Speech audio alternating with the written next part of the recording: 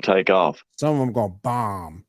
Just like they've bombed in the comics. What about this guy? You think this guy can make it for the Avengers? Diamond Days, a ninja teaching flex. I didn't let me see the sign there. Come on in here, Ninja. Here's my Ninja. Diamond Dave's Ninja School. Come on down. What we're going to teach you, hold up, Lord. And what we're going to teach you in our first episode is a proper stance and a proper kung fu. And you got your Judy chop, all right? You got your karate chop, and you got your ninja chop. Now, what smart thing to do is like when you use a judo chopping, you gotta say it, you know, for you beginners, you know, like a Judy chop. Because what you don't want to do is like be a Judy chopping and a kung fu kicking, and there goes your leg. You know, there ain't much calling for a one-legged ninja out there. Right there, hard as a rock, buddy. Let me show you something. I'll have last time, baby. Don't put it in front of your face. I don't want to hurt you. You got me? What we're going to do here, we're going to work on the ninja chops. What we're going to do. You go a ninja chop. Well, now see, now sometimes it don't always work for a ninja, you know, but it practice makes it perfect. Don't go ninja nobody. Don't need ninja. Alrighty? Now them things. There you go, folks. Put it on a t-shirt. Chop. Judy chop. Wow. He locked the ninja in. Anyways, folks, welcome to the MCU's Bleeding Edge. We are live May 31st, 2023, and going to be discussing our next DC animated film, Justice League Crisis on Two Earths. That's right, people. That's the next one in our line of the amazing animated films that have been coming out of DCU. I mean, I know a lot of people would agree that the DC animated films are probably the best DC animated stuff around. It really is. I mean, this is exactly what the movie should be like, they say.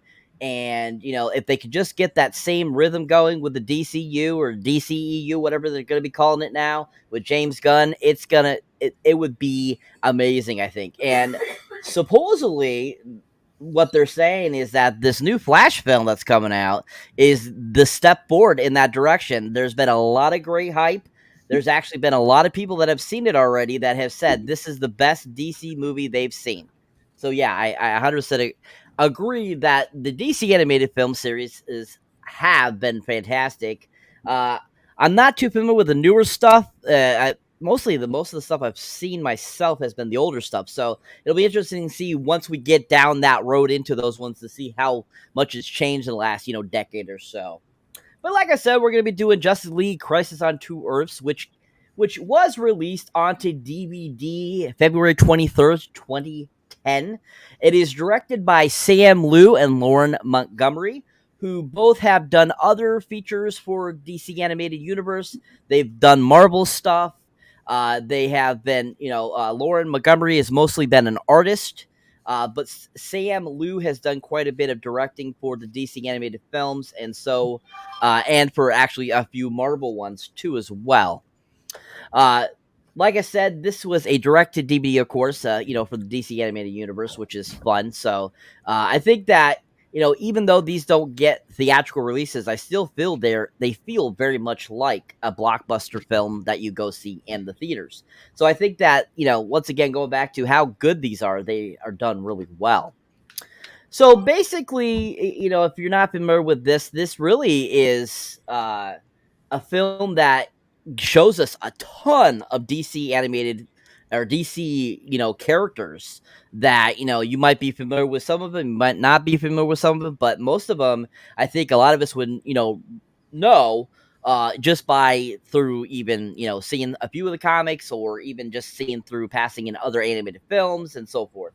But I mean, we have our original kind of Justice League. We have the Flash, we have Green Lantern, we have Superman, Batman, of course. But then we get, into Ultraman, we get Quicksilver, we get Owlman, we get so many other characters that are basically just the polar opposites of our, actual heroes.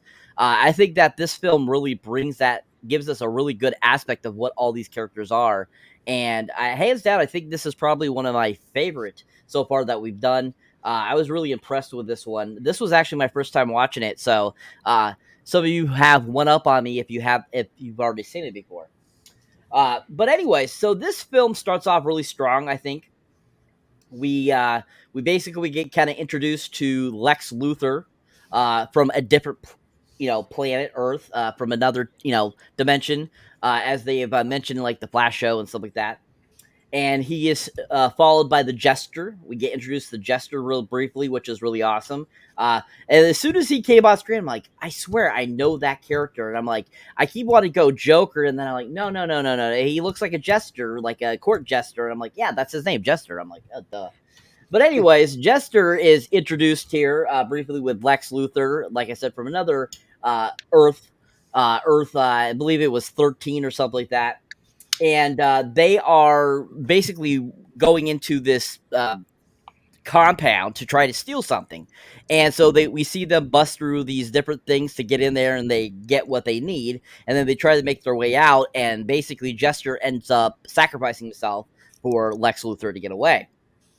And so then that brings us actually to our modern Earth, our Earth that we are familiar with, Earth, I believe it's 212 or something like that. And we are brought to the current Justice League, which, of course, like I said earlier, combines Superman, and all these great other characters, Green Lantern, Wonder Woman, Martian Manhunter, all these great characters. And basically they end up apprehending this Lex Luthor. And I think that this part is super hilarious, where he's naked while they're interrogating him. I think this was absolutely hilarious. I was cracking up. I was like, really? I'm like, why is he naked? And so, like, when Superman, like, x-rays him and goes, well, you're from a different Earth. He's like, how did you know that? He's like, well, all your organs are on the opposite side of your body. And I'm like, that's an interesting concept. Like, they come up with this. I'm like, that's actually interesting. Like, why wouldn't organs be on a different side of your body in an alternate universe? I think that's kind of a cool little concept that Dwayne came up with. And so basically he's being kind of interrogated because he just shows up, and they're like not knowing that this isn't their Lex Luthor.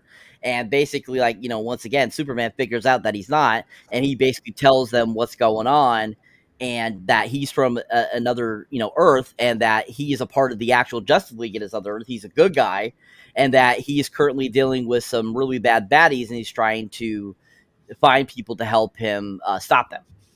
So before we go past that, really, let's get your ideas on this beginning part, what you think of it, if it's any good to you, what did you like about it, what did you get out of it, and just kind of your overall thoughts of that little beginning section of this film, which, had a pretty decent runtime for, an anime film. It was like an hour and 25 minutes. So I think that this actually gave quite a bit more stuff versus a few of the other ones we've watched. So it was a good actual, like, full-length feature. So let's go around the panel and get your guys' thoughts on this. I'll start with you, Jesse.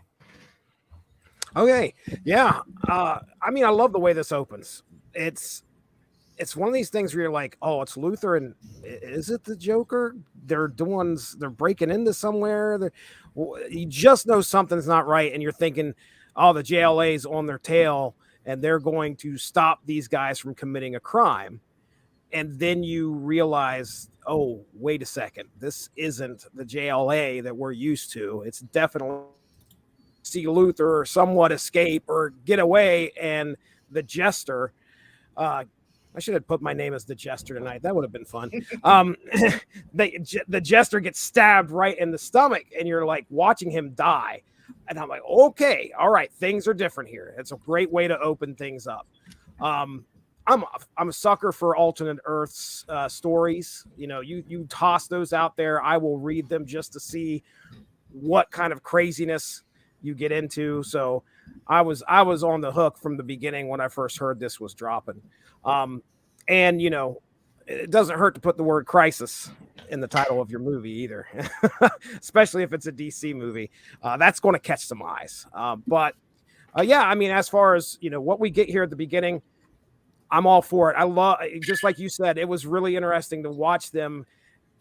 Luthor's like, hey, take me to your JLA.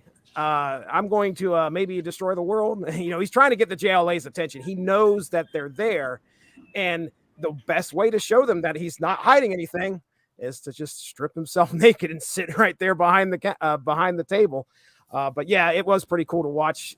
Immediately, Superman knew. He looked him over and saw that all his organs were opposite. And I've heard of the crime syndicate, and I know that's about we're going to talk about them here in a minute, but I knew that's kind of what we were getting. If you look at the front cover of this DVD or the front cover of the movie, you're probably going to recognize some characters there. So I've heard of them in the comics, and I've read a few comics of them in the past, so I was all excited about what are we going to be getting. But yeah, man, I like the opening. I'm on the hook. Awesome. Excellent. Thank you, Jesse. And of course, we got to welcome our awesome panel tonight. Of course, we got Jesse Starcher on here tonight. Thank you for coming on. The pop culture guy, Mr. Andres, welcome. And then, of course, we have our newcomer, Miss Kendra. Thank you for coming on to our panel. And why don't we roll right into your thoughts on the beginning of the film, please? Honestly, I agree with both of you a lot when it comes to the points you guys make. But for me, I think the best thing that we got to see in the beginning is the tone is set for the movie very quickly. We get to see Jester giving up his life, and it's wonderful. But it also lets you know that this is not going to be your everyday animated show. We're going to see a lot of things that are going to strike chords and be raw. And that's wonderful to see, especially if you're a fan of the series, because it wasn't something that they shied away from at all, whether it was in comic book or animated medium. So I that right there, setting the tone, seeing just how different we're going to see our normal heroes that we see in everyday life.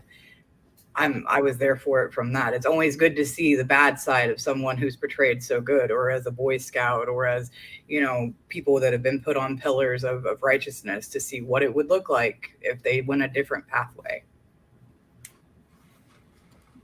Agreed. Thank you. And what is everyone's thoughts on the beginning intro, the music? I thought it was really good. I really enjoyed it. I thought it was a really good, strong start of like an intro into the film, doing all the voiceovers that are in this, which this film has a huge voiceover.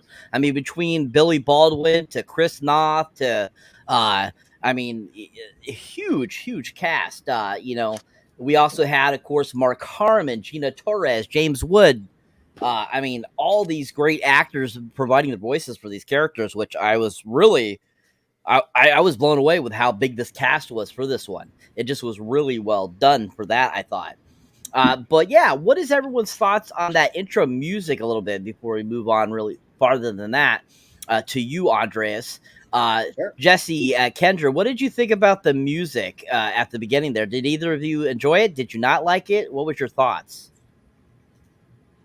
Yeah, I definitely dug it. I can tell you that I wasn't paying much attention to the music as the credits were rolling in the background as we watched the Superman and then Ultraman kind of. They did a great. I don't know what the best way. It's just basically intro credits, the credit roll or whatever.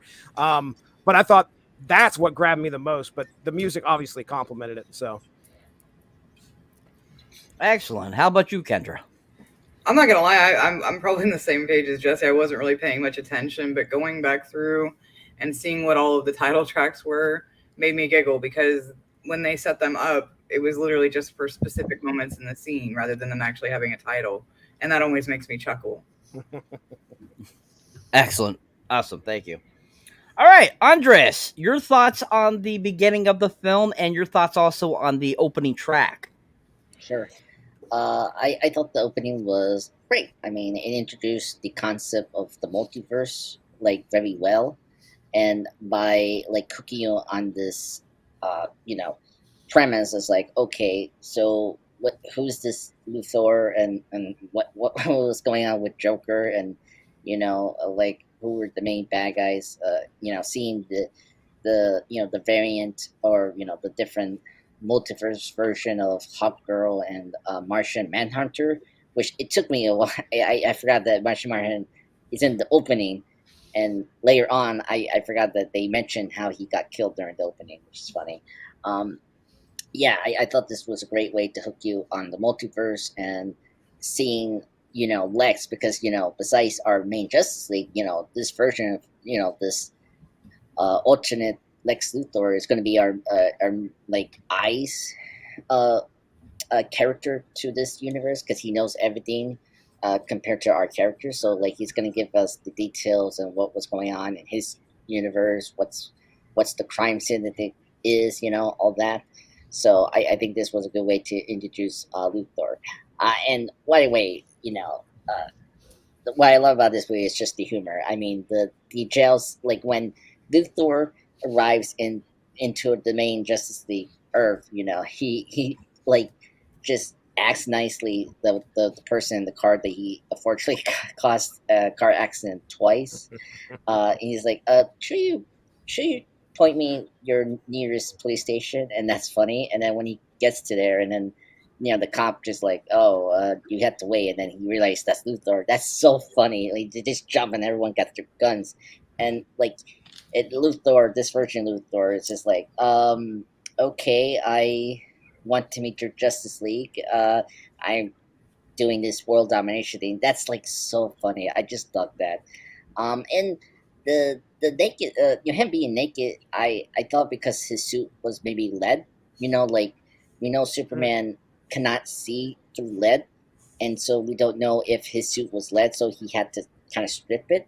But also, he kind of stripped his suit so that he can show that he's not that version of Lex. He's not threatened. He's actually the good guy. So him stripping his armor makes sense to like confirm for Superman or whoever, Justice League, that he's not this version of Lex, which is cool. But yeah, that whole opening is like it hooks you right away with this movie, which is great. The opening credits, best one out of these movies. I actually love it. Like, especially when we get into like the final parts of the credits of they like say matching your Justice League, to the crime syndicate. That's like very cool. Like side by side, you're seeing these characters, and like that's really cool. It's up there with the Justice League New Frontier opening credits, but like in more multiverse way, which is cool. The soundtrack, I'm kind of different. I like the soundtrack. It's nothing like I don't know, like it's not as great as the Green Lantern First Flight soundtrack or the Wonder Woman or the Justice League New Frontier, but it's really good. But it's not like great for me. But overall, it's a great opening credits. I think the soundtrack is really good. It's not that bad. It's just for me, it's I don't think it's memorable as compared to other the DC animation scores that we have seen as of late. So but overall, I think this first act is really great. Excellent. Thank you, Andres. Sir Jeff, your thoughts, sir, on the beginning portion of the film leading up to the introduction to the Syndicate, and your thoughts on that opening credit music. I didn't mean to drop out there, folks. It's just that Tyrone Biggins hit me up personally, and he was having some trouble cooking up some crack. I had to kind of give him some tips. So, had to dip out real quick. But either way, honestly, I love the contrast of Luthor to kind of point something out that everybody else didn't mention really too heavily, make things interesting. It's really cool to see Luthor not fucking Luthor for once, like not a complete asshole that's fucking evil as fuck, right? And just wants to kill Superman constantly, no matter what. Like he'd rather be celibate and like never have sex again if he could kill Superman. That's how obsessed he is, right? You know what I'm saying? So it was really cool. Like, it was like this really, like Luthor can be really fucking serious at times, like and like very articulate and like almost logical, almost Thanos-like level at times with like when he's straight, when he's not all fucked up and like either on like steroids or some shit or his kryptonite steroids or whatever, or he's all crazy. When he's like just, straight being criminal and whatnot and just doing his thing, he comes off as like he's pretty, dramatic at times. Not so much in like the live action Snyder films or anything like that, whatnot, with Jesse Eisenberg, but whatever, we'll aside that. So to see him like serious, but like serious as in like, I'm a fucking good dude. I'm a good guy. I lead the Justice League on my planet, right? Like I'm the hero, right? Come save my Earth. I need help. Lex Luthor doesn't ask anybody for help, right? Anybody. He does everything on his own. So it's that simple. He doesn't even team up with anybody, even to fuck him over. He just doesn't do it. So I just thought it was really interesting to see him being a team player. It's like, wow. You know, you don't see that very often. Maybe we'll see it again in another animated DC film. I don't know if they'll do anything like this again, or bring back the Crime Syndicate and they'll bring us back to this dynamic. I have no clue. So beyond that, the soundtrack overall and the music in the intro and in the first like quarter or third of the movie, I don't know that it was really all that bad. It just that it didn't stand out to me because of all the action. And all the fucking dialogue and everything, whatnot, and all the different characters. There's so much to take in. It's hard to focus on music at that point unless it's really stellar. Excellent. Awesome. All right. So, just to give a little more insight into this film, who made it. Of course, we were talking earlier about who wrote this film. It was written by Dwayne McDuffie, who unfortunately passed away in February of 2011. He was having emergency heart surgery and died while having that done. He was only 49. But he was a huge writer for Marvel and for DC at the time, during his time frame. He did everything from things as Damage Control, a miniseries about the company that shows up between issues and tidies up messes. We had him. He said apparently he did some Archie comics as well. He wrote Monster in My Pocket for Harvey Comics. He did a whole bunch of different stuff. Monster in My Pocket. Oh man. Yeah. And he was just a really, really awesome writer. He wrote quite a few of the films too as well. We were mentioning how his last one was Justice League Doom, which was released posthumously in 2012. But he did do All-Star Superman as well. He also worked on Ben 10 and the Omniverse. He was a really prolific writer, and he did a lot of great stuff, and it really shows in this film. I feel he did a really good job with that. And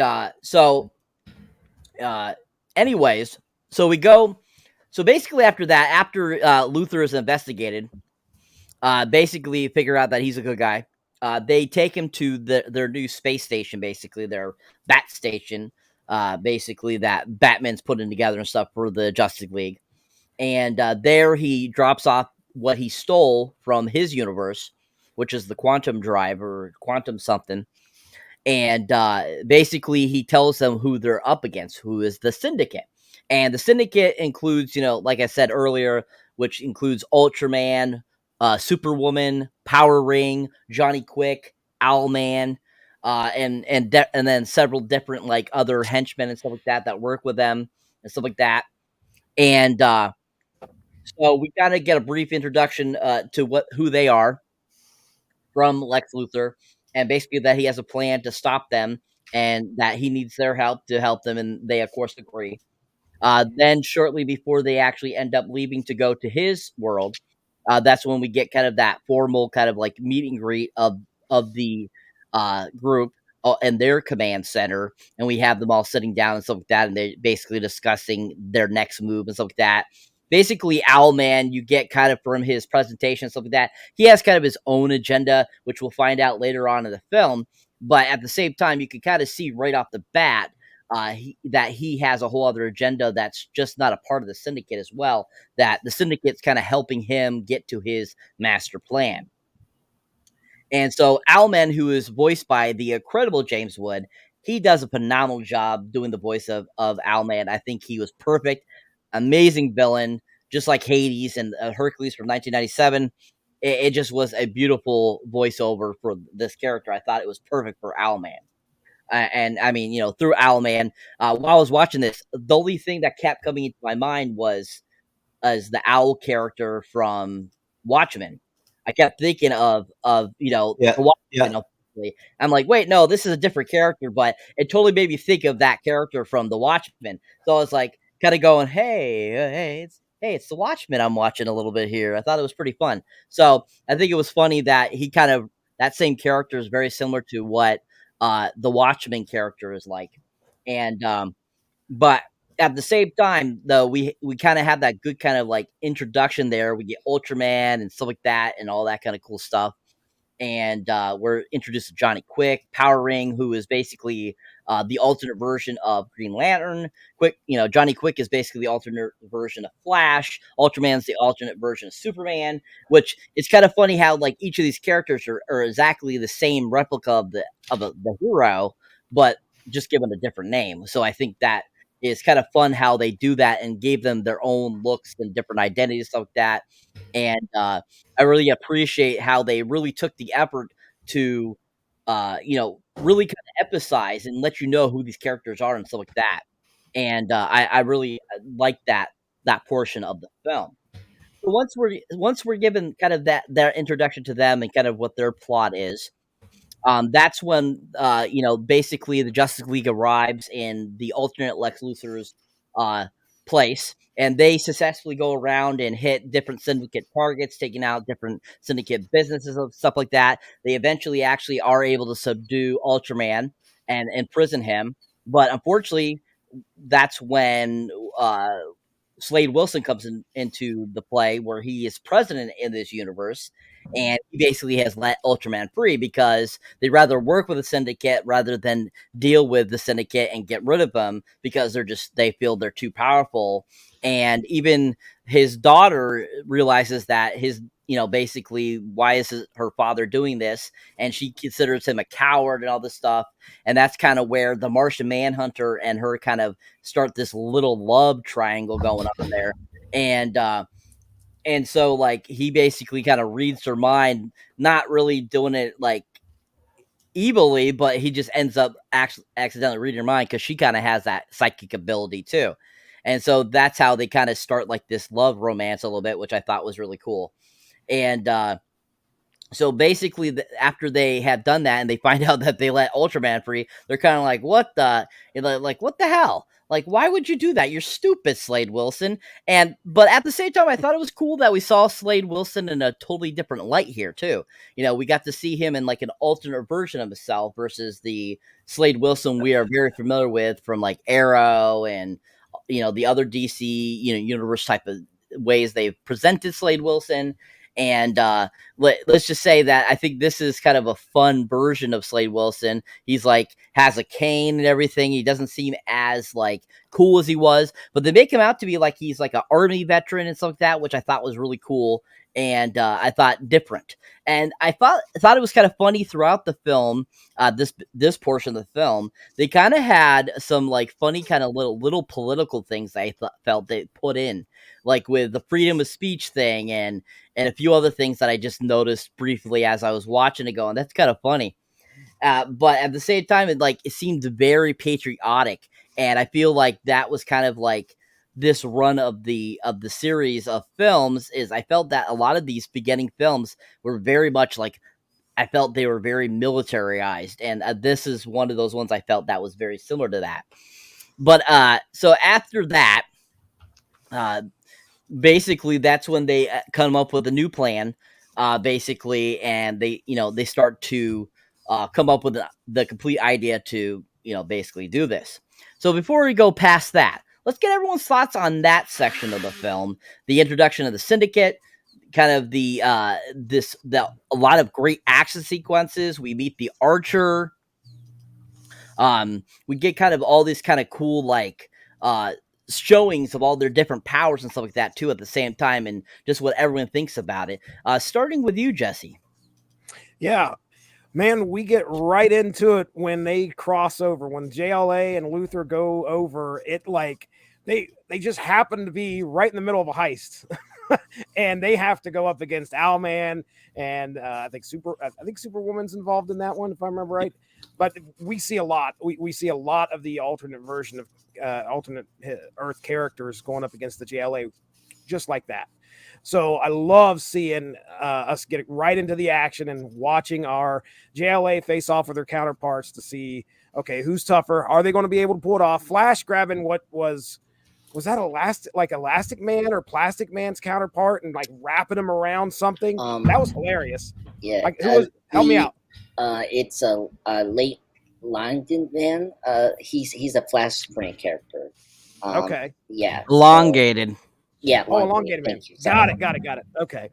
So yeah, we get to watch that go down like right off the bat as soon as they get over there. I don't know if they were expecting that. Doesn't seem like it. And it was fun to watch that go down. Yeah, there was the love story between Rose and Martian Manhunter. I wasn't expecting that. I just wasn't. It's kind of nice to have that as an element in the film, but I wasn't expecting that to happen. It was nice. It was nice to see that. You talked about them taking down Ultraman, or at least subduing him. They use blue kryptonite, of course. Superman, his weakness is green kryptonite. So I went and looked up. I was like, okay, I got to figure out what's blue kryptonite. Apparently, it's normally used against Bizarros, where if you throw them out against Bizarros, either sometimes it makes them like really intelligent or one continuity, and then another continuity it causes Bizarros pain. So it's funny that they use it against Ultraman here in this Earth, and it clearly is his green kryptonite, if you will. So I think that's where I will stop with my notes, because my next note is about Owlman, and I don't think we've talked about his insane plan here. So that's where I will end. Excellent, Jesse. Thank you very much. All right. Kendra, same question. Your thoughts? Oh my gosh. This was a fun part for the movie because you get to see what everyone can do and what their differences are. You get to see what it's like to have these characters that are known and established, and you know what their powers and weaknesses are, go against the complete unknown opposite, and to see what that would be like. And it really is a good face-off. I mean, they don't slow down with any of the action sequences. It's really fun to watch. And I mean, when it comes to the political side, so with Slade Wilson, I'll be the first to admit I like this version of him, because you get a moment where John Jones reads Rose's mind, and she's calling her dad a coward for not wanting to stand up for clearly what is right. But you get to see the other side of Slade Wilson that like you said, we don't ever really get to see. It's not necessarily the cool, calculating, merciless, assassin or anything like that. We get to see someone who is calm, collected, who's seen a battlefield, who knows what it's like to lose people and wants that to be the last resort instead of being the first. Like, oh, these casualties can happen and that's fine. This is someone who genuinely does care about the people. So for me, I really did appreciate the writing side to that, because you got to see a lot of that when you saw McDuffie's writing for Milestone and for things like Static Shock. I mean, you really got to see how he incorporated the real world into his writing, and that's dedication and passion that I can absolutely appreciate. And as I'll be the girl in the room, I love the love story because it gave you an insight to John Jones' character that you don't really get to see in the comics as much as I personally would like.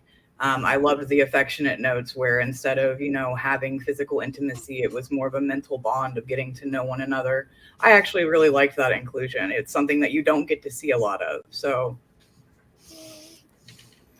Excellent. Thank you. That actually, it kind of makes me think of in Demolition Man in 1993 when Sandra Bullock and Sylvester Stallone are going to have sex and they use the mind thing. It totally makes me think of that.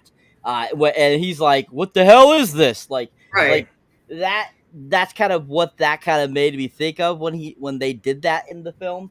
And at the same time, so that as soon as that happened, that popped up in my head. But then at the same time, I'm like, well, this is a little different, at least. I mean, it's definitely a different version of it, but I feel like it's very similar in the capacity. Right. But it totally made me think of that. I think it's funny. But thank you. That's great. All right, Andreas. Same question, sir. Your thoughts on that section of the film, sir? Yeah, it's. I mean, again, this is really awesome. I want to bring up the pacing. This was really good at pacing. Like McDuffie does a really good job of just giving you like not only dialogue exposition but also visual details that is important to knowing for you what's the story going. It's telling you right now in the scene. It's so seamlessly, which is great, and that's why like the action is great here. It's because it's just paced so well, and you're seeing our characters being smart and how to defeat these variants of Justice League members from this another Earth. And so Yeah, I actually really like Superwoman. I want to bring up that character. I thought she was a great another antagonist. You know, because she's gonna hook up with Owlman, which is funny, and but also very evil at the same time. And I thought the actress that plays her, that's from the TV show Suits, like she was great as voicing the Superwoman. I think she was another one that was just like James Woods, like another perfect casting here for this alternate version of Wonder Woman. Um, yeah, and I agree with Kendra. You know, McDuffie did such a good job. You know, I want to bring up. You know, he created Static Shock with Christopher Price. He founded Milestone, the company before they got a sword for DC. Like he did such a good job of bringing the real world events to superhero stories in such a seamless way. You know, and that's why Justice League Unlimited season 2, the Canvas storyline, like the reason so many of us love that is because McDuffie combined the superhero-ness but the political side of it at the same time, and there was a gray area of what Amanda Waller was doing that season. Yeah, and oh yeah, so it was cool to see Slade Wilson here. I agreed that the reason they let go of Ultraman is because of, well, two things: the safety of the people, but also fear. Because you mean when we get to later, like he bitch slaps Wilson, in the next couple of scenes like a mafia person. It's like and so like you can see why Wilson is really scared of these people because they're doing almost like this mafia or like this very criminal way that you saw in these like pulp movies or crime dramas, all that. Right. The whole time, I was just going to say, the whole time that I saw Ultraman, I pictured Ray Liotta as Ultraman for some reason. That was what was in my head the whole time. So yeah, that's a great way of describing it right there. Yeah, it's just, oh my god, and I mean, well, except for Owlman. Like Owlman is like Rorschach meets freaking I don't know Hannibal Lecter for the multiverse. So he's in a different movie. But yeah, Martian Manhunter. I love Martian Manhunter. He's one of my favorite Justice League characters. I'm so annoyed with DC freaking taking him out with the lineup when New 52 was rebooted. And seeing this character again here after New Frontier, right? Like that was the last time we saw him. This was another great way to use the character. We always deal with the romance with Martian Manhunter a couple of times here and there. This was really good. I actually really like it. Like when we get to his like him doing the mind bending thing with Rose, that was such a cool visual storytelling on how like he lost his people in the White Martian War, and seeing also Rose tragic, why who she is, she lost her mom, and you see why Wilson is also scared is because he wants to protect his kid as well. We also have to bring that up, and yeah, so that was really good storytelling there. I'm so happy with Martian Hunter when he just and I love his design here, his character design. I want to bring it up. The character designs of these characters in this movie is really neat. Like this has my favorite Superman character design, Martian Manhunter, Wonder Woman. I love the Batman design too. So the animation here with the character designs are top notch, and especially with the Crime Syndicate, because it reminds me a little bit of All Star Superman, how the artist did, so like you can tell the difference between our main Justice League and the Crime Syndicate, which is cool. But yeah, overall, great second act. Awesome. Thank you, sir. Really great. Really well done. All right. So, Jeff, your thoughts, sir, on that section of the film, sir, please. You mute. Jeff, you mute. Oh man, no, Cyber. Thank you very much. I apologize. So I was trying to be professional, not type way like I get at times and fuck up the audio. But no, Cyber. Why do you always have me at the end of the panel every fucking question? And then on top of that, you come at me with this like hesitancy, like you like draw out. I'm so Jeff.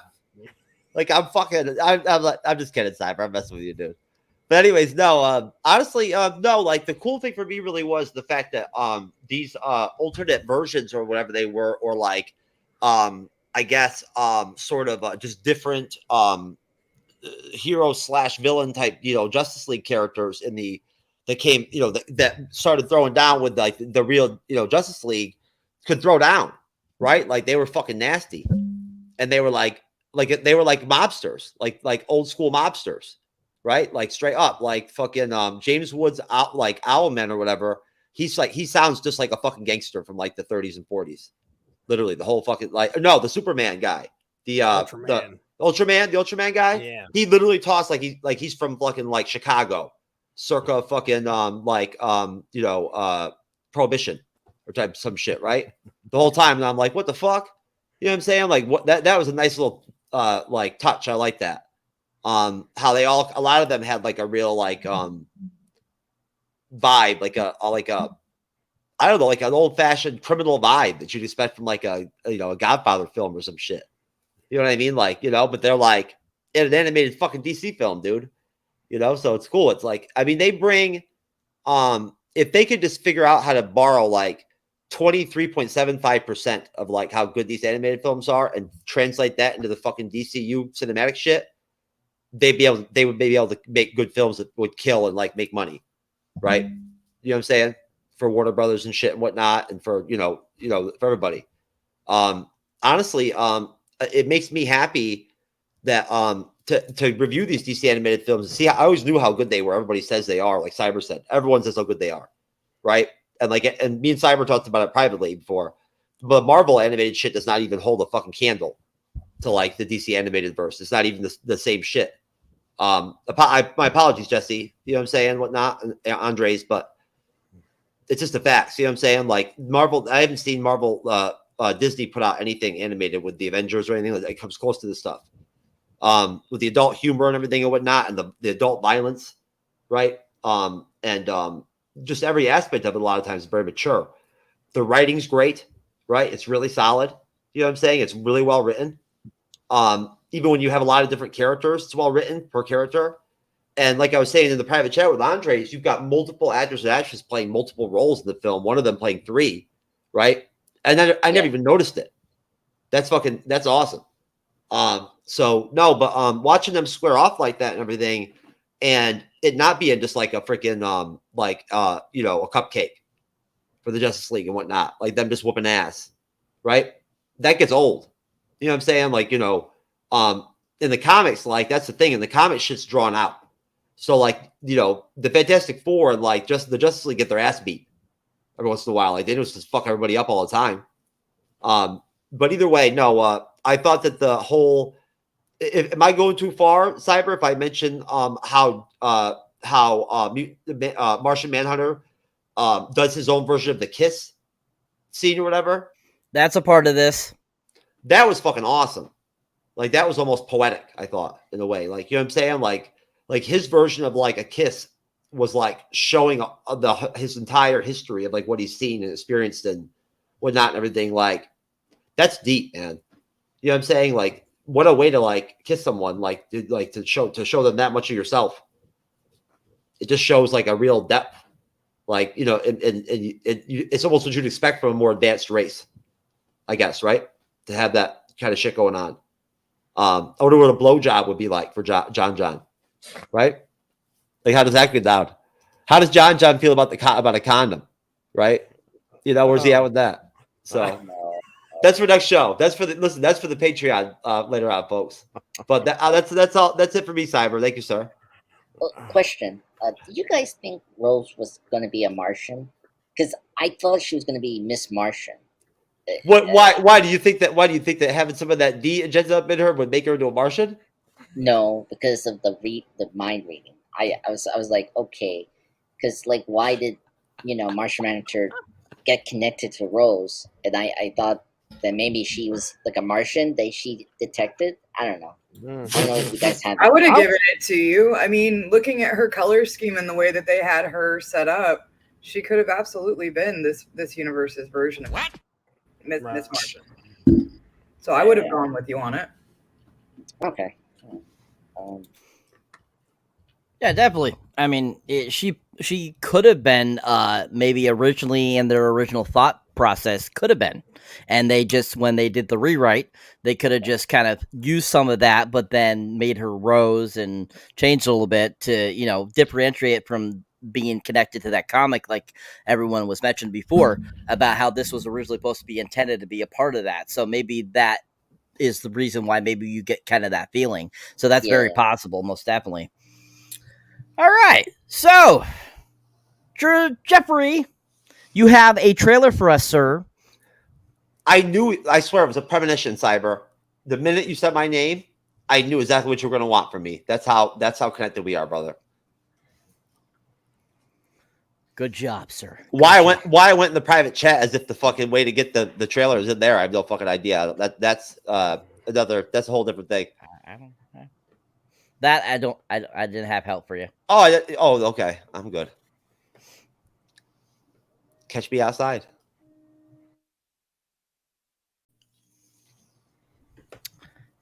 Awesome. Great trailer there. That's probably one of the better trailers I've seen from those direct-to-DVD animated films. It didn't feel like a plug for the DVD. It felt more like an actual movie trailer. So I think that was really, really done well. So let's go around the table. What did everyone think about that trailer? Starting with you, Jesse. Hey, man, like I said, if I would have caught that before I had seen the movie, which I didn't, but I will tell you that I would have been on board for sure. I think if anything, I probably saw ads for this movie in comics. That's probably where I saw it. But yeah, man, I mean, gosh, if you've read DC Comics and you know anything about the Crime Syndicate, you're probably pointing at the screen and yelling names as that trailer goes on. So excitement, a lot of excitement there. Awesome. Jeff, your thoughts? Yeah, I don't like. I mean, I don't want to. I don't mean to sound rude or like anything like that or negative at all. It's not anything horrible. It doesn't affect the film. But Vanessa Marshall, that voices Diana, I did not like her. The way she voiced Diana, it did not sound like Wonder Woman to me at all. Like from what I've heard from her in the DC animated film so far, that did not sound like her. She didn't have the right bass to her voice. Like, what I'm saying? It wasn't as firm, right? It was more like feminine, right? And like lighter toned, and it just didn't sound like her to me. That's all. To piggyback off that, I didn't like Mark Harmon as Superman in this. I just didn't. I was not a fan. Wonder Woman didn't grate on me at all, but Mark Harmon, for some reason, I just looked to make sure he didn't do any other films because I was worried, like, man, maybe they really loved him. But I think this is the only one he did as Superman, as far as I could tell. Yeah, I'll tell you, that's probably one of the voice actors that I like the least. No, and you know what? And Wonder Woman is like an anchor of the Justice League. She's really fucking important. So like you have to do that shit right. It's tough to get I mean, everybody's got to have their time to shine, which they do a good job here when it comes to action. But man, just voice wise, you got to find the right person. And sometimes you miss. She got Grogu up in that bitch. It had Grogu voice the Grogu. You know what I'm saying? Oh man. Speaking of worst casting, the best casting for me was Josh Keaton as the Flash. That was a dream. Like, I never respected Josh. I love Josh Keaton. I thought that was a great choice for Wally West's Flash. So what did you think of the trailer, Andreas, since you were talking already, sir? Yeah, it's a good trailer. I agree with you, Cyber. It feels more like a movie trailer compared to the other trailers we saw. They feel like a plug to DVD stuff. Yeah, I think they conveyed the message of what kind of movie you're gonna get. This was my first introduction to the Crime Syndicate.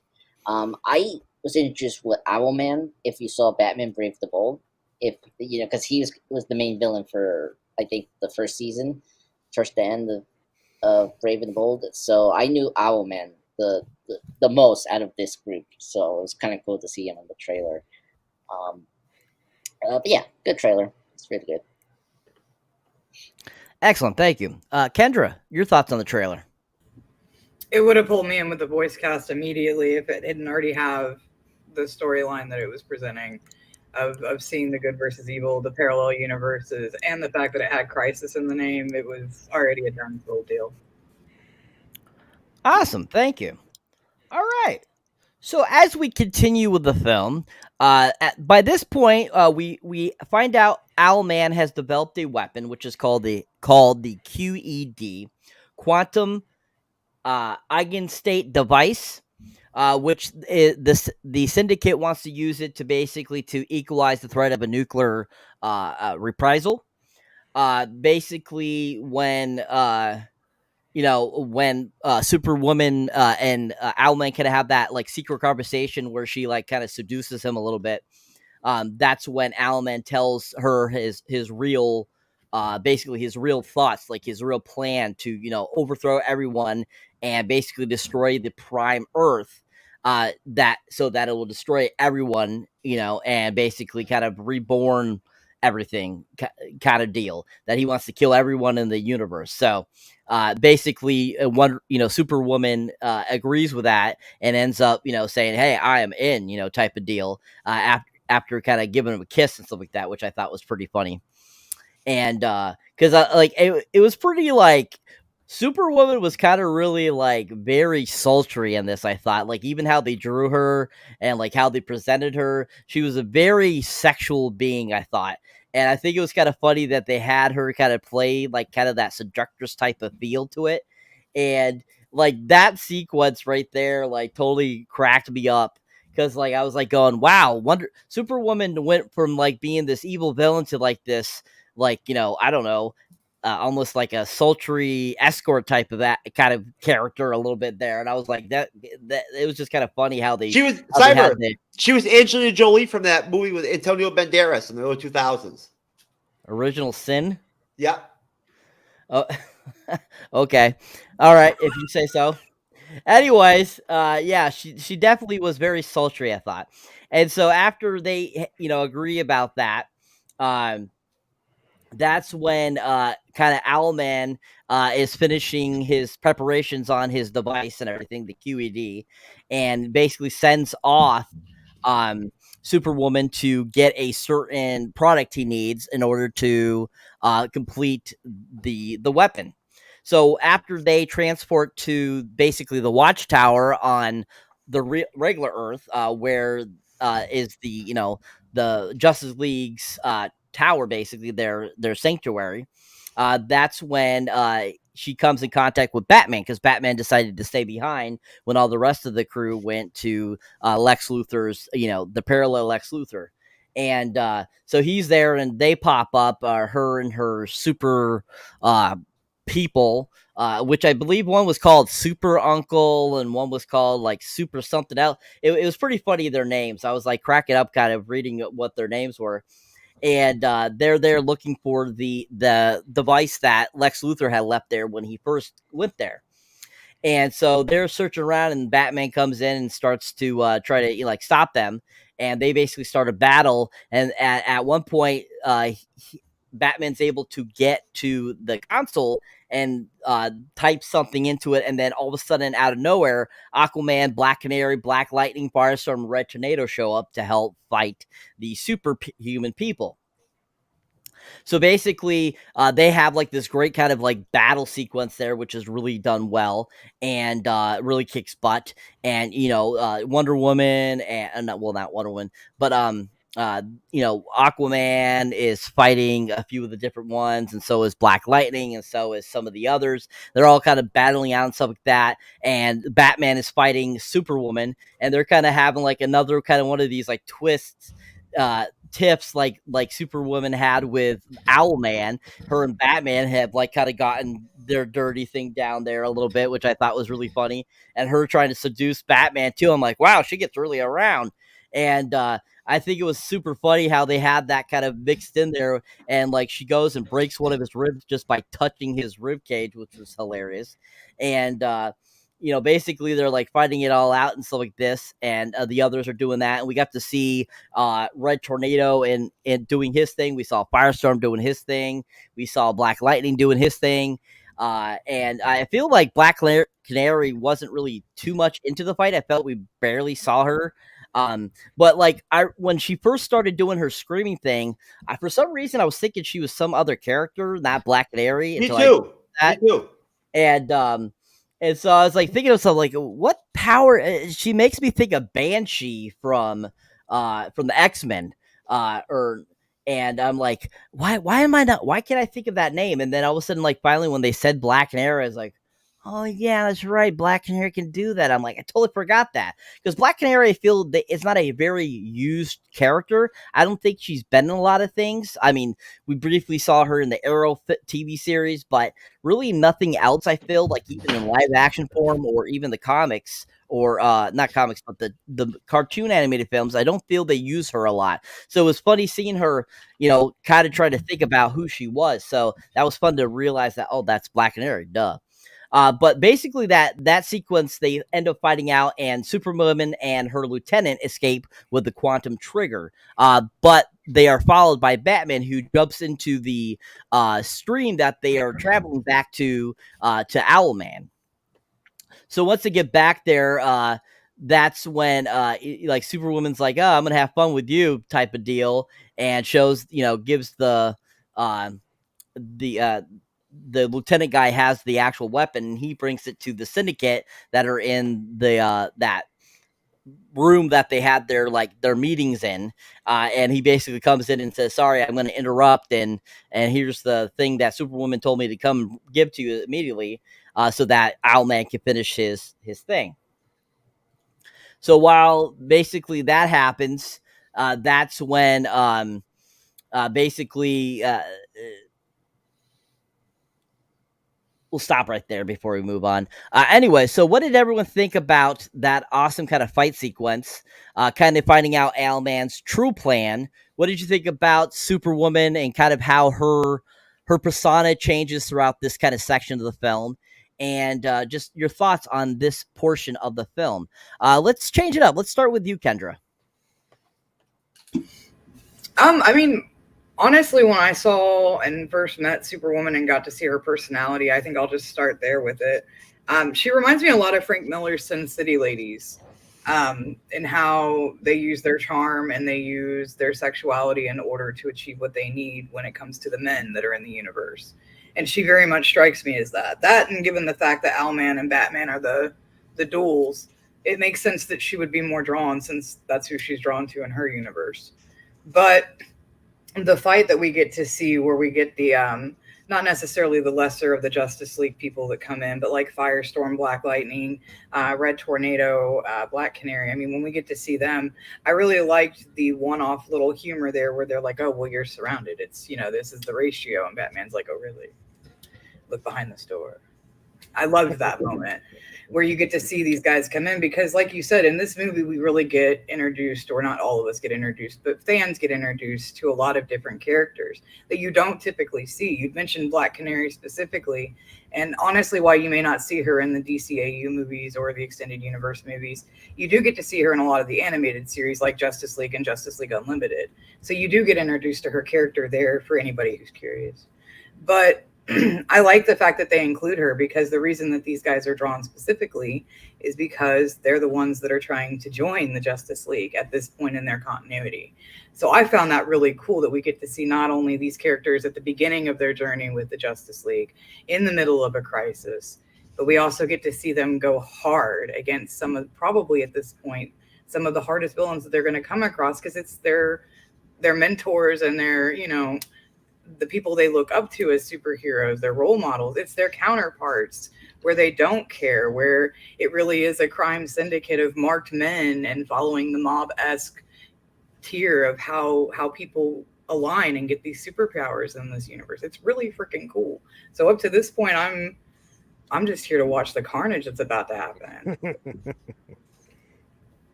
Excellent. Awesome. All right, Andres, your thoughts, sir, on that portion of the film? Oh, it's my favorite because we have Batman. I'm like, like I get what Batman, he didn't want to go to the Earth. It's like that's not our problem. So I was like, yeah, Batman, I totally agree with you. So so it's great to see, it's great to see a Justice League movie with the other Justice League, and not having Batman there. That's kind of cool. That's the one thing that I actually like about this movie. And then coming back to Batman, it's like, oh man, this is gonna be great. Yeah, the Watchtower attack scene is really great. It's really cool that Superwoman has the Shazam family as her goons. Like that was really cool. It took me a while. I was like, who are they? And then when I saw the chubby guy, I was like, oh, okay, this could be the Shazam family. Sorry, chubby man, who was called Captain Marvel Jr. or something like that. There were 3 of them. I looked that up. So there's Uncle Super, Mm-hmm. and then there is oh my goodness, help me out here, Captain Super. So Captain Super, Uncle Super, and then Captain Super Jr. And you're right, I had no idea who they were, and I had to look it up, and then everything made sense, especially when, like, at the beginning, I think she brings them up. They're her made men, and she's like strafe the skies, and they start like shooting lightning. And I was like, okay, this is starting to make a little bit of sense, but I still don't know. I had to look it up. But anyway, go ahead. Sorry, I didn't mean to interrupt you. No, Jess. No. It's fine. Yeah, because I was thinking about it. I was like, who are they? And then, I mean, like Shazam are like well known in the DC universe. I mean, I don't know. It was funny. Uncle Super, voiced by Bruce Timm, by the way. Yes, that's so funny. Yeah, better role than his role in The Great Ghost, because he played the evil villain there in the Great Ghost episode. Yeah. Anyway, yeah, so it's cool to see. It's a great build up to the payoff that Justice League, like Batman wants to expand the Justice League members. So seeing the other heroes, Red Tornado, Black Canary, Black Lightning, Firestorm, and Aquaman. So that was kind of cool. To set up the ending of this movie. So to expand the whole roster for the Justice League team. Yeah, and of course, Superwoman. I think this is where I actually really like the character. Her seducing Batman is kind of funny. I mean, her touch, like fracturing the rib, was so brutal, and it's so dark humor. I was like, wow. But the best part was how Batman subdued Superwoman, throwing these like gas pellets without realizing they're like, this, I don't know what he called them, like, sedated gas for her to be knocked out. Like, that was so cool. It just shows you how Batman. Oh, I love this version of Batman. William Baldwin, he's a great casting for Batman, and I think he's the best cast. After this, Josh Keaton as the Flash. Because he was originally be the next Batman for Batman Forever. If you guys didn't know this, he was the casting choice before Val Kilmer became the Batman for Batman Forever in 1995. So this is actually kind of cool that he got a chance to play Batman here. So anyway, so I think him arriving to the other alternate Earth was really great. And regrouping with the Justice League members, and and discovering the true nature of Owlman's plan was really great. So you saw how, okay, our main, like, yes, the crime syndicate is the main bad guys, but the true villain and the mastermind is Owlman. Like, and it makes sense. I mean, like, if you look at Batman, it's like he has plans of his own, like the fact that he was ready to send these other Justice League or other superheroes in the Watchtower, like show how he's ahead of his members of getting ready for something like this. And so it makes sense that Owlman is doing his own thing. And so I think this part is my favorite, because this is where the story picks up, and this is where it gets really amp up towards the third act. Thank you. Jeopardy! Your thoughts, sir, on this section of the film? Well, honestly, I fucking I laced some this blunt with some crack and some angel dust, and I passed out for a while during the film for a minute. So I saw some shit going on, but I don't know if it really was applicable to really what was going on in reality. I don't know. I might have been in the multiverse of madness for a minute. I'm not really sure. But either way, it was really dope to finally see the Martian Manhunter like get in there and fucking mix it up, right? We haven't seen him really, have we? At all, really? Have any really do shit really in any of the DC animated films we reviewed? I love the way they handled him, right? They didn't do an origin story type deal and whatnot. They just threw him right in the mix, right? And they do a good job like that. I don't want to go expound too much farther out of the actual question, but I just want to say that I was just thinking about it as everyone was talking, and just thinking how DC animated does such a good job of balancing out its themes and genres with the different films. You got your street level shit, right? And they do a great job of doing different variations of shit to make that happen. Then you've got your more cosmic type shit. Then you've got your Justice League, team up type crap type deal. You know what I'm saying? They've got it all worked out. They got the origin stories too, and it all balances. It's all good. There's not too much of anything. It's a good mix, and they do a really good job with that. Me and Cyber we were at Best Buy together at Daytona Beach over in Rockville, and we saw 3 different DC animated films, Cyber, that had just came out in like the last year or 6 months. Yep. Yeah, I mean, so they're just pumping them out still. You know what I'm saying? Like, I mean, I almost thought about buying them right there, but they're a little expensive, and I was thinking I might miss the 5 o'clock pre-crack special. So, but no, seriously though, I love it how they flipped Superwoman again. Like you're never gonna see her like this in anything again. Like all fucking sexual and shit and whatnot, and like gritty and shit and whatnot and everything. Like just a totally different variation than you'd expect. And that was what I got like from that whole variant Justice League deal from their whole squad, was that they were like very much fucking like gritty, right? Like very authentic, and but not like boring, right? Not just like simple, basic evil criminal bullshit. There was depth there. So no, it was really good. And basically Luther, again, like wow, I mean he was like he was in the film, but in the second and third act, he really kind of fades out. He's not even really that big of a he doesn't really do shit. So I mean, I like that. Like, I like the use of him like that, to have him like not be like the dominating the whole deal. James Woods killed it. His voice acting was outstanding. Seriously, like Andres called it, and then I guess it was the Batman deal. Like again.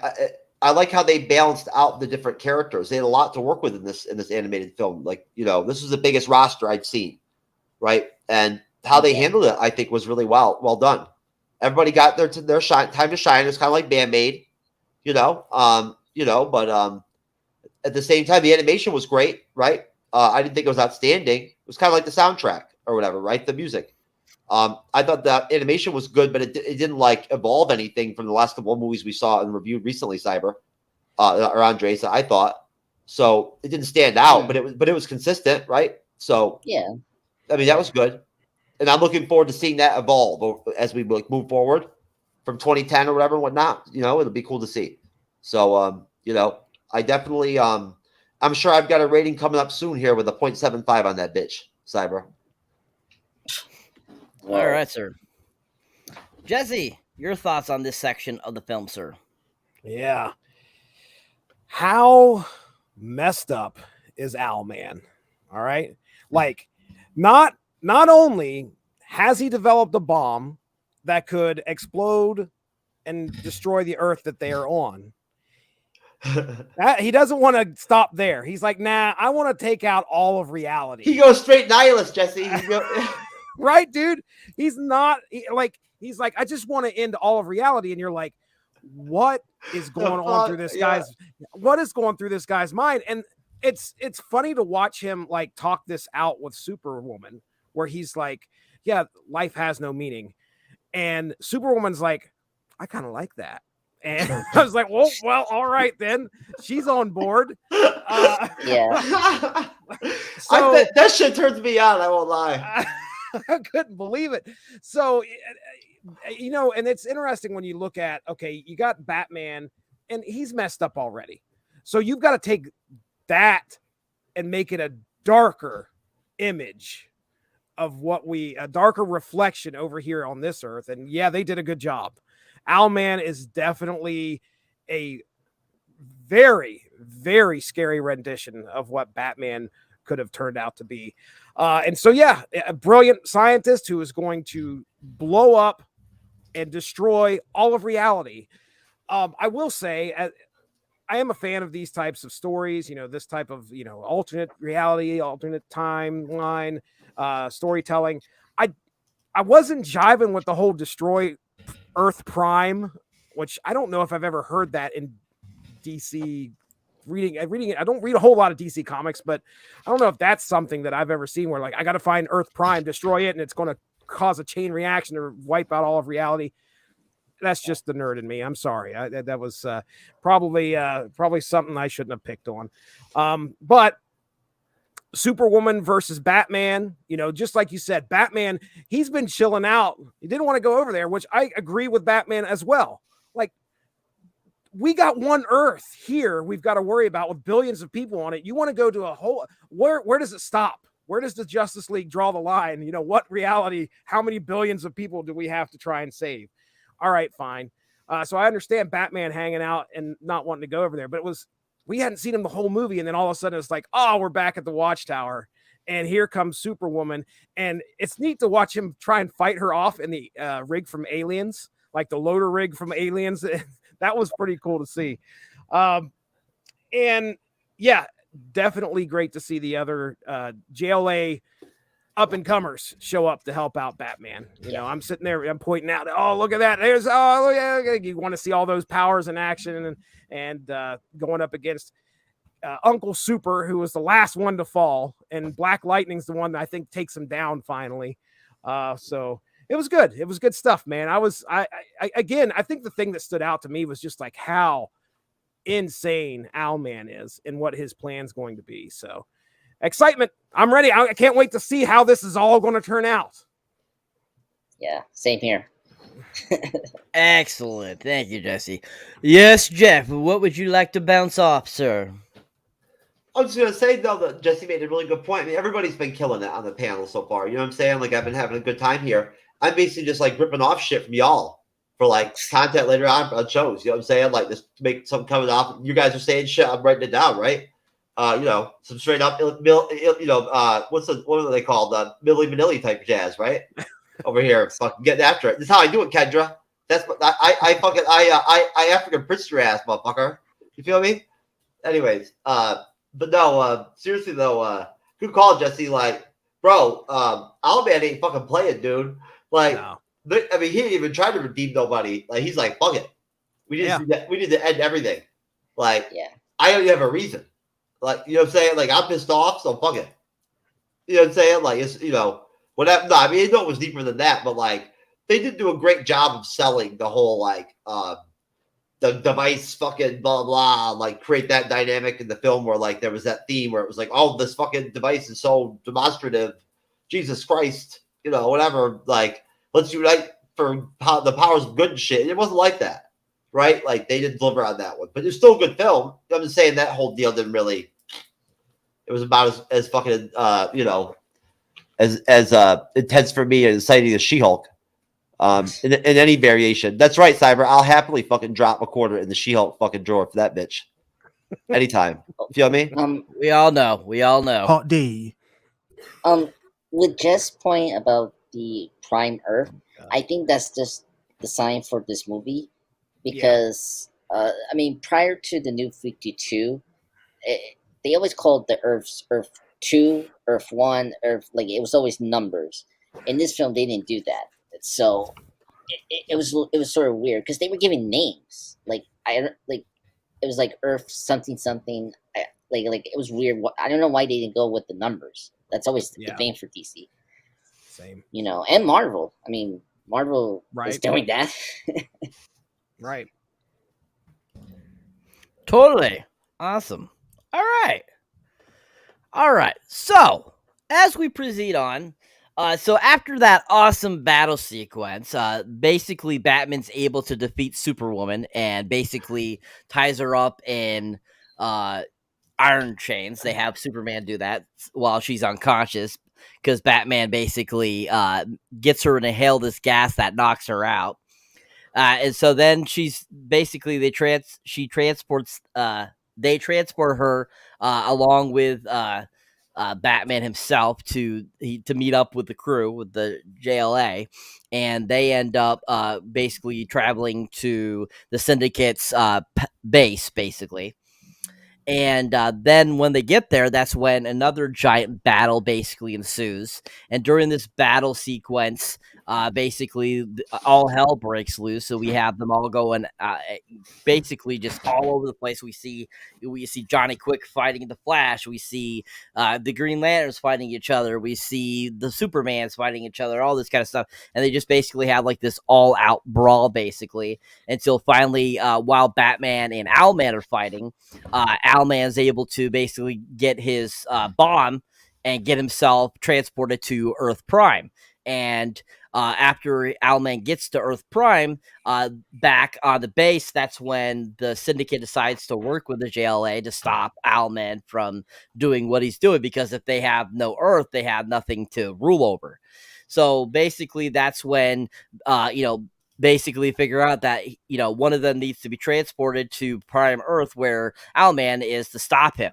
And so the only way to really do that is to basically have one of the speedsters basically speed themselves enough to be able to create a wormhole for them to go through to that Earth Prime with the locator thing. So basically Johnny Quick just agrees to do it because they say, "Oh, Flash, you're not fast enough." And he's like, "What?" And so then Johnny Quick, basically starts doing it, and he creates a hole, and Batman goes through and finds Owlman where he is. And basically that's when Owlman and Batman have this all-out battle where basically Owlman's pretty much kicking Batman's ass. Yeah, hands down. I mean, he's like whooping his butt. And as they're fighting and stuff like that, basically Batman is kind of like, you can see him kind of processing what to do and all this kind of stuff. And basically, eventually, he gets the upper hand during the battle and is able to configure the bomb to go somewhere else. And so basically, when he does that, he gets Owlman up by the thing and basically attaches his hand to the control panel with one of his batarangs and transports Owlman and his bomb to a very well-known ice planet that they talked about earlier in the film that's basically desolate, to set it there to blow up so that it won't destroy any planet that would matter. And so basically he gets transported there and the bomb's about to go off, and he notices about it. He's like, "Oh, well, who cares?" And he gets blown up. And like, absolutely perfect Owlman to say that, how he says that, showing how dark he is versus the regular Batman. And basically that whole planet gets blown up, but none of the other planets are affected by the bomb that he created. So then Batman returns back to the base where the Syndicate is, and they each go kind of their own way. Basically, Slade Wilson shows up with military units to take the Syndicate in to show that they're not messing around anymore, that they're going to take back their planet. And so basically then we return to the Watchtower, the base for the Justice League, and everyone's thanked by Wilson for what they did and stuff like that. And basically that's where Rose asks, Martian Manhunter to stay, and he says, "Well, when I caved this planet, I said I was going to stay and help save the planet." And so he ends up not staying and goes to back to his regular planet and not staying with Rose. And even though Rose is a little sad, she understands. And I think that was a really nice way for them to part. And then basically when they return We see Batman, Superman discussing the membership and like including new people into the thing. We get another image of Black Canary, Aquaman, Red Tornado, Black Lightning saying that they're going to be a part of the JLA. And basically that's when Flash kind of bumps into the invisible jet that was by Owlman. And, you know, basically Wonder Woman's like, yeah, I kept the jet. And that's how the film ends. So let's go around the panel, ask everyone what are your thoughts at the end of your film, of the end of the film. What did you like? What did you hate? All that kind of good stuff. And also, then afterwards, give your rating. Starting with you, Kendra. Let's let the person who has absolutely no idea what the rating system is go first. Well, do you want to go by the penis rating size rating or the 1 through 10? Yeah, We're working on the two different variations. No, we just do the 1 through 10, Kendra. that works. Okay. I was like, please let somebody else go first, so I at least hear the rating side. But that's fine. I'll go. I actually like a lot of what this film brought up, because one of the cool things that Crisis of Two Earths showcases is that, especially with Batman and with Owlman. Owlman is our Batman, and it's supposed to be the side of him that if he were a villain, what Batman would look like. And it's terrifying to see what Batman would look like as a villain. Owlman encompasses that beautifully. But then you get this lovely moment that you guys we just talked about with the Flashes and them having to make a decision on which Flash is going to be able to open this portal. And you get the moment after everything is all right and the bomb is blown up that Flash freaking dies. And Batman knew. So in some ways, our Batman is just as scary as the Owlman that we get to see, because he's willing to make those hard decisions. He did not care. He was like, oh, it's your Flash versus ours. Done. It's a done deal. I don't even care. And manipulated it to where that would be what the outcome would be. I really feel like The Rose and Manhunter is a simple problems require simple solutions. It was an easy way for them to separate the characters. It really wasn't anything further than that, even though they did build and touch on it. And it was lovely for what it was, but it was a throwaway. And then we get to see the new JLA people. On a scale of 1 to 10 for me, for all of the animated features, this one probably gets a solid 8. It isn't anything that's super deep. It isn't like we got to see Blackest Night or Brightest Day brought to the film. It isn't Kingdom Come, but it is a great story for what it is, and it was something that deserved to see the light. For a premise of just how to explain how Wonder Woman gets the invisible jet, and that being the whole reason this movie comes into being, is a wonderful thing. So a solid 8 out of 10 for me. Great casting, great story, plot, pacing. Vocal cast was wonderful, and they did dual roles. So I think that for what it was good. Awesome. Thank you. Jeff, same question, sir. Your thoughts on the end of the film and your rating. My rating is going to be a 8.75. My thoughts basically are that really, I mean, overall, I thought it was entertaining.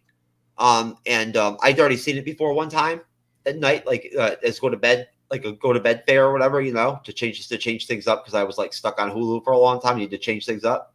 Watching fucking Naruto Shippuden for like the 3rd time, which that bitch is long as fuck. So like, you know what I'm saying? Like, that's some serious commitment. You feel me? I'm telling you, I watched Sword Art Online like the first season so many times at this point. It's so damn good. Then the second season's like having erectile dysfunction, essentially. But either way, though, basically, all I'm gonna say is just that you know, again, the ending's not, to me, is not like the best. It's not as of the high quality we've noticed with some of the endings of some of the more recent films we reviewed from DC animated series, but it is good. It's still entertaining, and I like the characters. They all worked. I didn't like some of the voice acting and whatnot with some of the characters. I didn't feel like it flushed with what I heard so far with some of the other films, but I guess it's going to happen. But overall, the voice, I felt like the actors and actresses that did the voices of the characters did a great job. The animation was good, and overall, I like the the Martian Manhunter shit.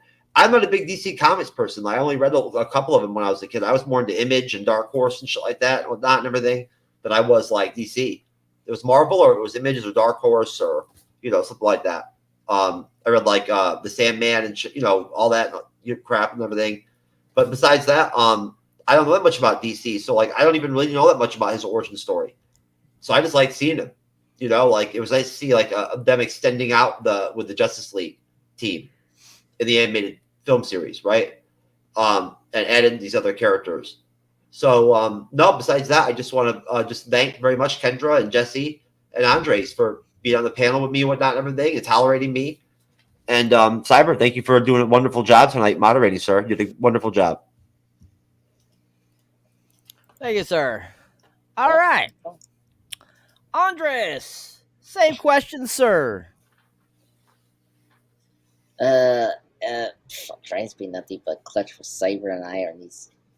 Okay. Anyway, Jeff. Yeah. So, rating will be 8 out of 10. As Kendra say, for me, it isn't the best DC animated movie we've seen. Not really. For me, is still Justice League New Frontier. I think that's been the best Justice League centric film.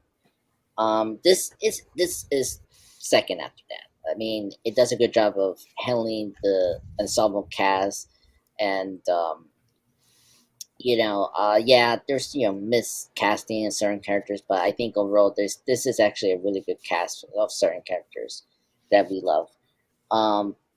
But yeah, I think this was a really good film. And discussing the third and final act, I really dug the battle between Batman and Owlman. First off, that's like you're expecting a big like Avengers like team versus team instead of having a very intellectual debate about life and the multiverse with two men that are not super super enhanced, and that's really cool that they make that as the third final act, and that makes sense, and because Justice League, everyone's been depicting Justice League as gods, and so like having your non a superhero being the center of your third act is a really good choice, because what else you can do with Batman, with these superpowered people, and so I think this was a good way how to handle Batman in a DC / Justice League universe, so I guess any nitpicks with this film, I agreed. I think with the Martian, I appreciate the Martian Manhunter and Rose thing, but it is kind of like we don't really need that. I think you can easily cut that out in the film, but I did like how they closed that out neatly before Martian Manhunter goes back to his dimension, which is good. And I was actually surprised that Batman knew that the Flash, it was actually dangerous for a speedster to open the portal. So it just adds the layer of Batman in this very gray area that he will cross the line and will kill a person, but for the benefit of mankind. He did it because he trusts the Flash. We don't know, maybe because Barry died in their universe, he didn't want to see his Flash to die again, so he probably did the most natural things, let's let this guy do it, not our Flash, because we already went through it, if you knew that history of Justice League stuff. So overall, great DC animated film. I highly recommend it. So, but it's an 8 out of 10 for me. Not the best, but it's really good. It's really entertaining. Thank you. Jesse, same question, sir. All right. How messed up is Owlman? So, okay. Yeah, he wants to eliminate reality. That's fine. What really puts the cherry on that sundae is the fact that he has the opportunity to stop the bomb and save himself, and he decides not to do it. That was one of the things that made me just go, this guy is, I mean, he's bonkers. There's no redeeming quality for this guy, and I'm glad he blew himself up. I'll just put it that way. I'm glad he did. He didn't even move to try and stop it. He could have, but he did not stop it and save himself. You guys all hit all my notes, really. I mean, the Johnny Quick death, that was interesting to watch Flash realize, well, actually Johnny Quick realized like, hey, you killed me. Good job. And I was sad for Martian Manhunter at the end of this. It's kind of tragic that he has to make this decision to go back. And I'm in the same boat, not reading a whole lot of DC, but I could tell you, I don't know of any love interests that Martian Manhunter has had. I've never read too many books. I'm sure they're out there, but this is an animated film where, I'm feeling for this guy. He's got to leave this one person that he has this awesome connection with in a whole different reality. So maybe Batman can talk Batman into maybe tricking Flash into creating another portal, and he can go through and visit her sometime. But anyway, he can have like a one of those like when you're in prison, like when you have a conjugal visit. A conjugal visit. Okay, all right then. And yes, Wonder Woman keeping the invisible jet. I mean, my goodness, that paid off. Like in the middle of the show when she's traveling in it, I made a note. I'm like, oh, she's in an invisible jet. Look at that. And then at the end, she keeps it, and I was like, okay, nicely done. 8.5 for me, folks. I enjoyed this. I'm kind of wanting to go back and watch. I know you guys are doing this in sequence, correct? Like you guys are going down the line in sequence. So now I'm wanting to go back and watch what came before and start comparing. So I'm glad you guys are doing this. This will be fun. As I'm watching, I'll be listening to you guys talk about it. So thanks for having me on. A lot of fun time. Excellent. Thank you. Most definitely. Always welcome, Jesse. Always welcome to be on. All right. So I will say the end of this film I thought was really fun. I really enjoyed it. Loved it. That was great. Love how it all ended up. I like how they, ended up getting captured, the syndicate. The whole ending was just a real blast for me. I really enjoyed this film. I was really impressed with it. I really liked it a lot. I liked the animation. I liked the story. I liked all the action. I found it just really entertaining. So I have to give this one a 10 out of 10. I just think it was fantastic. I don't think there was anything bad about it. I didn't have the same problems as everyone else with the voiceovers. I didn't think they were that bad, so it didn't really annoy me. Could there have been better choices for voiceovers? Most definitely, I thought. But overall, I don't think they did that bad of a job. But I thought the music for this, especially the intro and the outro music for this, was just really bomb. I love it, especially in the trailer, too. I love that music. I thought it was perfect. Kind of like listening to Axel F for Beverly Hills Cop by Harold Faltermeyer. That's what it's like for me. I absolutely love that soundtrack, and I thought it was just really good. But yeah, giant 10 out of 10 for me for this. I thought it was really good. This one definitely shot up to the top of my list for the DC animated we've done so far, along with Final Frontiers. Both of those two are top tier. They're both right now working for first place. For me, they were just really well done, really enjoyable. Yeah. So, all right. So that is it for this show, guys. I always want to thank everyone out there that watches us now or during the live stream or after we are not live streaming, the re-recording. And we appreciate you all for watching. You guys are rocking it. Like I said, we are currently setting at like almost 23,000 subs. You guys are rocking it out there. Thanks for subbing. We're doing that. And we're going to keep pumping this stuff out for you. More DC animated, more movies for you guys. We'll be having some great stuff coming up soon for you guys as well. We really appreciate it. So now we'll go around and plug everyone out. All right, hold on. I got Jesse lined up right now. And Jesse, you can tell me if there's something else you want me to, if there's something different you want me to pull up. Just tell me if you want me to go on. I just pulled up the W2M net. That's perfect, man, because that's actually one of the last show that aired here recently for the Source Material podcast. So yeah, I do a podcast called the Source Material Comics Podcast, where we are essentially a book club for comics. You can go out there, check out the W2Mnet.com website. That's where a lot of our stuff is going to drop. Me, Mark Radulich, we got some good buddies over there, do video games to the max. But recently, this past Monday, Mark and I had a discussion. It's the middle of our trilogy on comics that are based on metal properties. So we talked Slayer's Repentless, which also came with a trilogy of videos. And we talked about one of those videos on the podcast. But I will say that as far as relentless brutality goes in a comic, Slayer's Repentless is up there.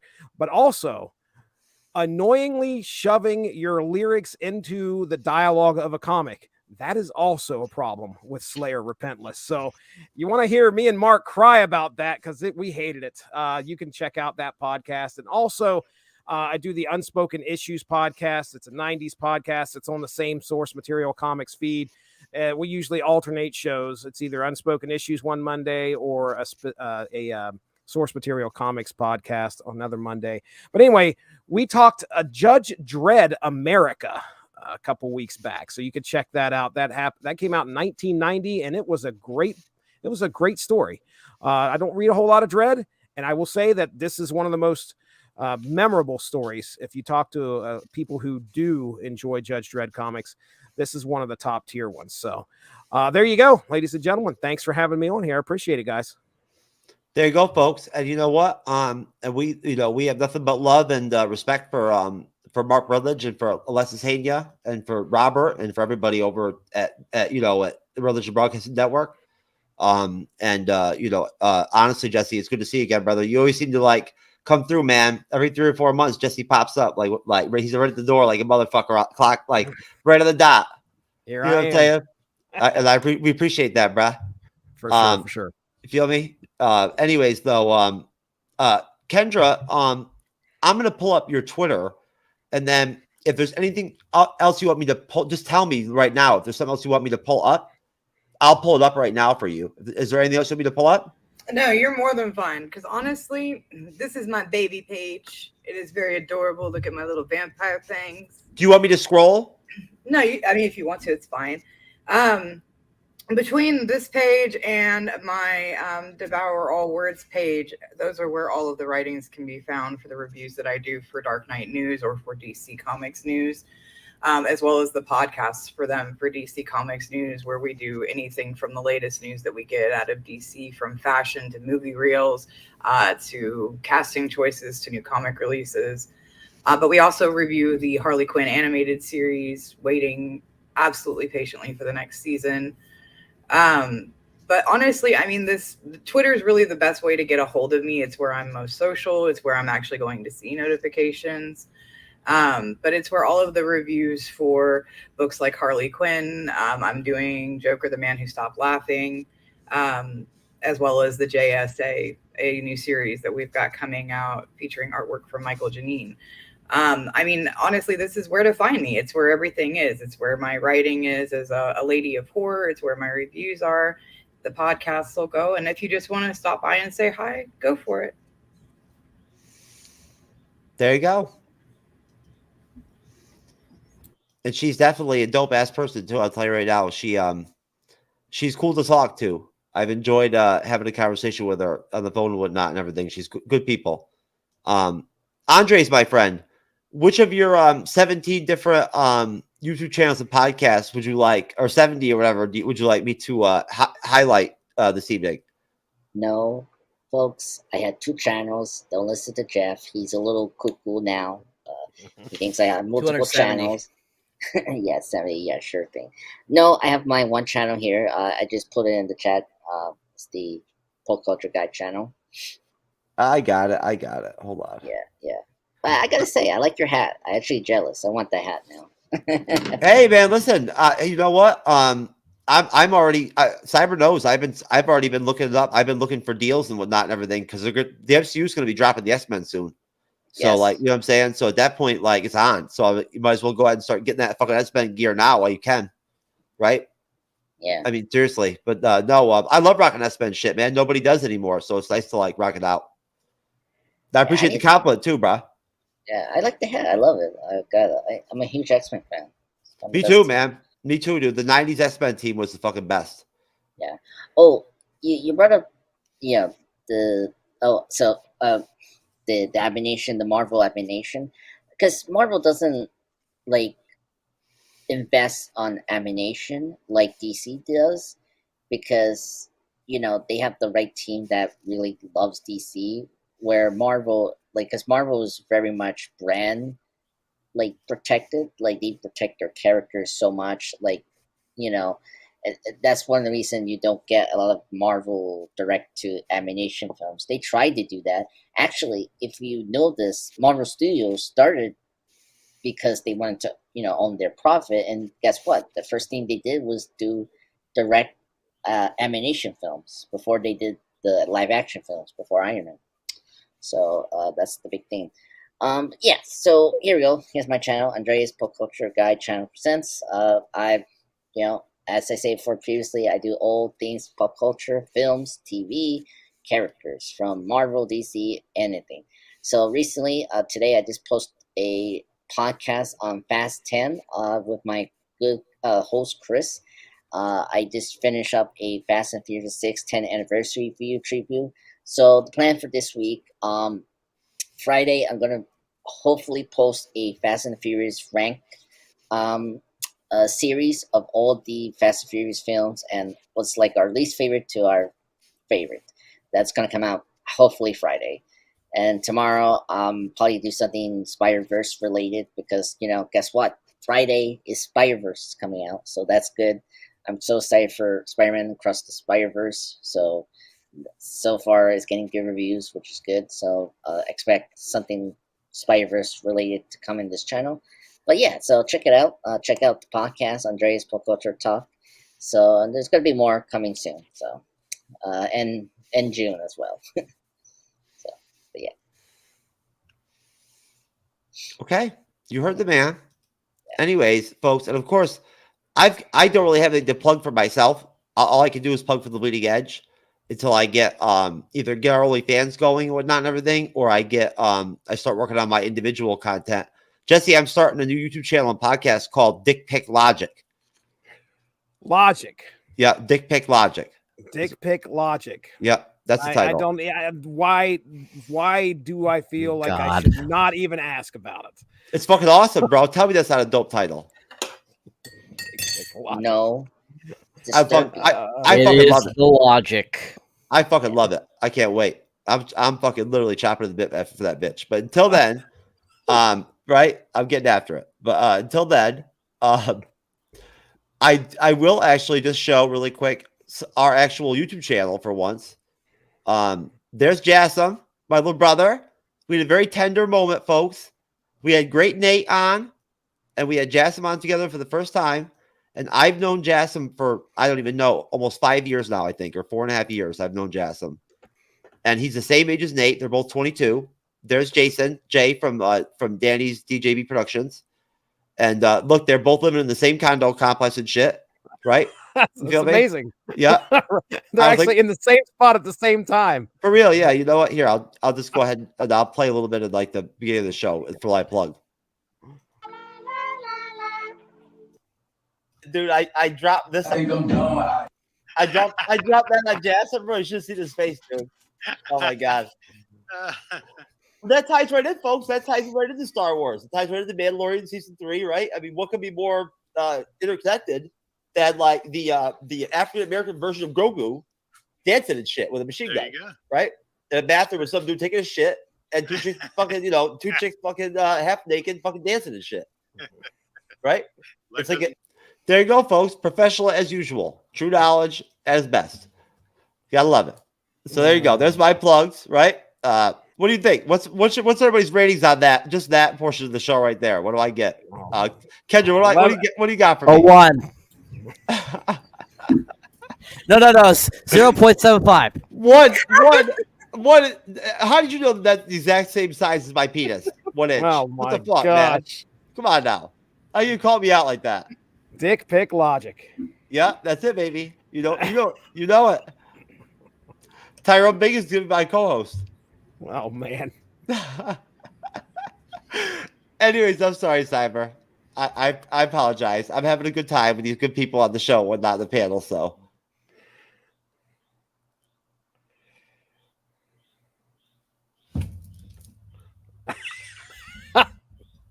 I don't know why. I'm waiting for you to pull out my page. Oh, fuck. I'm sorry, man. My bad. Come on. You know, Jesus your Christ, friend. Mr. Dick Pic Logic. I was just so like, I was so mesmerized by like how good of a title that was. I fucking froze. Yeah. Like Once again, off topic. Like Iceman and shit, bruh.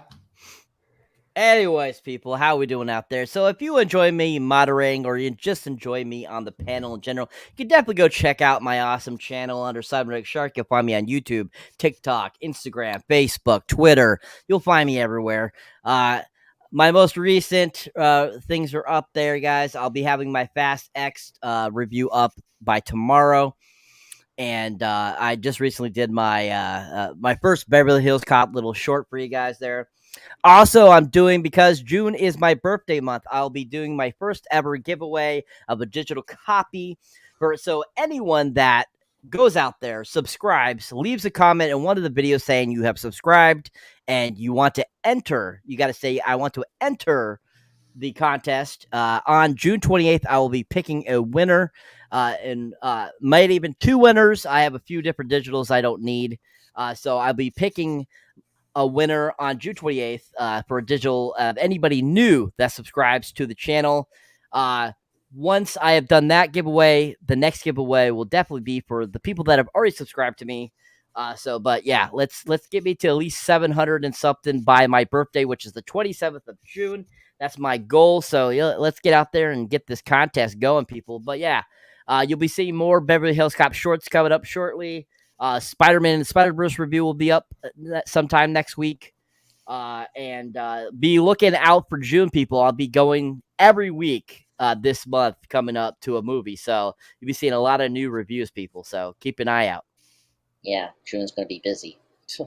That's right. And every time he goes to the movies, I'm going to go to a different massage parlor that week. Right? I'm going to change it up, baby. So there we go. Or a crack house. Hey, or both. You know what I'm saying? Why not? I mean, hey, I like variety, baby. We all know Tyrone is your favorite. Well, either way. No, hey, you know what though? Cyber, we got Desperate Measures on Friday. Right? And Jesse, if you're freed up one Sunday, man, we've still got 2 parts left of our 3-part, Mandalorian season 3 breakdown and whatnot and shit. That's just, it's dope, man. Shit's fire. You guys are going 3 parts? Yeah, baby, shit's fire. It's me, bro. It's me moderating. What else would you expect, bro? Come on now. Surprised it's not surprised it's not 17. I appreciate the invite. I still have to finish the season too. My son's been like, when are we going to watch the end of that, Dad? And I'm like, well, oh man, Bo-Katan is fucking nasty up in the house. I hear you. Right, Katie Sackhoff don't play. But hey, listen, your daughters are beautiful, man. I saw her prom pictures, whatnot, with you and everything, whatnot. Congratulations to you, brother, as a father, man. Appreciate that. Very, very thankful. We made it through all 12 years of school, and she is done. Now I just got the other 2 boys that got to get out of school without failing something. Please. Well, my son's birthday, he turned 13 like 3 days ago, and then tomorrow is Isabella's 19th birthday. So I actually have a 19-year-old daughter. Can you believe that? Cyber's my son, and then I have Isabella at 19, my daughter, right? And Cyber's older than me, but he's my son. So, a little inside joke, Jesse, from over in Daytona Beach. Oh boy! By the way, I could have swore I saw Judy Chop down in the Walmart here. He's right across the river. You met Judy Chop already in person? What the fuck? I'm right on the border of West Virginia, by the way. Like I could throw a rock and probably hit West Virginia. So, Judy Chop. There you go. LittleFloridaMan.com. All right, Tim. News here, folks. This guy's obviously very intelligent. Oh, look at this one. Very creative. Gotta love it. And then, of course, this is the best right here. Gotta love it, baby. Oh, my goodness. Only the best. And there we are. Oh, holy shit, who's that? That's scary, man. That is very scary. I thought that was a fucking horror movie there for a minute. I was like, what the fuck? Well, especially with that shit show supervisor there, you know? Oh, man, don't even play. Cyber, don't even start talking about the reality of me walking around with that shit on, fucking like getting all kinds of fucking play. So It is what it is. it is what it is, baby. That's right. What stays in Daytona Beach stays in Daytona Beach, motherfucker. Anyways, folks, Cyberneticshark, I'll close this out. Peace out, everybody. Thank you, everybody on the panel. We love you. Get us to 25,000 subscribers, but get Cyber to 1,000 and Andre to 1,000 first, right? But keep it really close so I can fuck with them. You know what I'm saying? We're not So- fighting. Yeah. We're friends here. Hydra, Friends. you're the bomb. Jesse, you're the man. We out.